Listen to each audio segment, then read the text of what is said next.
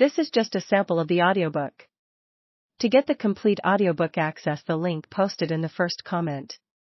27th, at the home of Nina Riva, during one of the most notorious parties in Los Angeles history. The annual party grew wildly out of control sometime around midnight. By 7 a.m., the coastline of Malibu was engulfed in flames.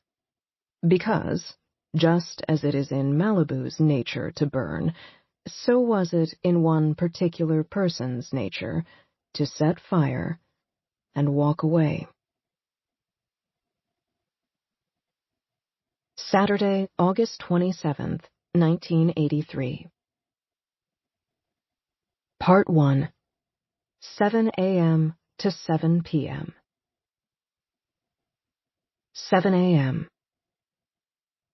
Nina Riva woke up without even opening her eyes. Consciousness seeped into her slowly, as if breaking the morning to her gently.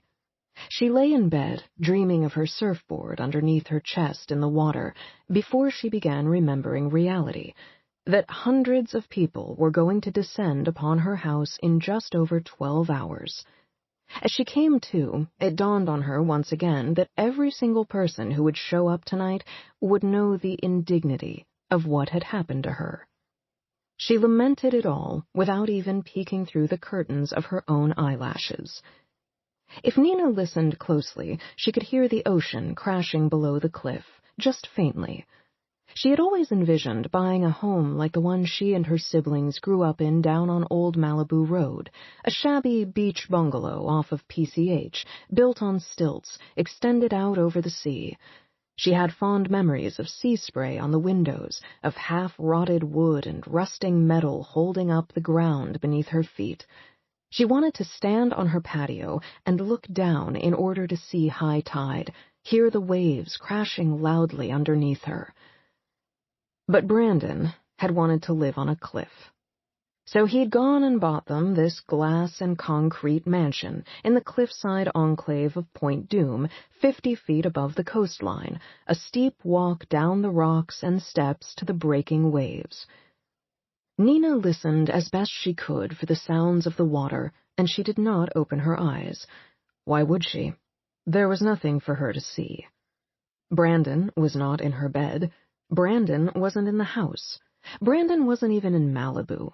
He was at the Beverly Hills Hotel with its pink stucco and its green palm trees. He was, most likely at this early hour, cradling Carrie Soto in his sleep. When he woke up, he would probably take his big paw of a hand and move her hair out of the way and kiss her neck. And then the two of them would probably start packing together for the U.S. Open. Ugh. Nina didn't hate Carrie Soto for stealing her husband because husbands can't be stolen. Carrie Soto wasn't a thief. Brandon Randall was a traitor. He was the sole reason Nina Riva was on the cover of the August 22nd issue of Now This magazine under the headline, Nina's Heartbreak, How One Half of America's Golden Couple Got Left Behind. It was an entire article dedicated to the fact that her tennis pro husband had publicly left her for his tennis pro mistress. The cover image was flattering enough. They had pulled one of the photos from her swimsuit shoot in the Maldives earlier that year. She was wearing a fuchsia high-leg bikini. Her dark brown eyes and her thick eyebrows were framed by her long brown hair, lightened from the sun, looking a tad wet, a faint curl still in it. And then, of course, there were her famous lips, a billowy bottom lip topped by her thinner upper lip, the Riva lips, as they had been dubbed when they were made famous by her father Mick.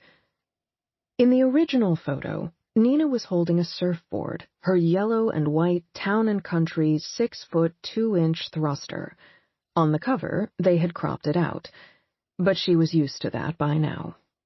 Inside the magazine, there was a picture of Nina in the parking lot of a Ralph's grocery store from 3 weeks prior. Nina had been wearing a white bikini with a flowered sundress thrown on over it. She'd been smoking a Virginia Slims and carrying a 6-pack of Tab. If you looked closely, you could tell she had been crying. Next to it, they'd put a photo of her father from the mid-60s.